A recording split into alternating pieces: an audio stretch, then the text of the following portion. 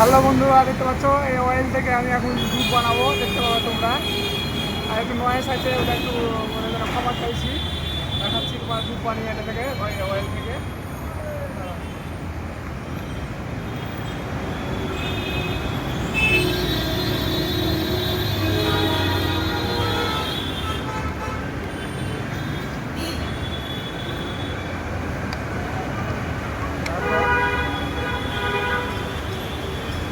একদম দুধ হয়ে গেছে,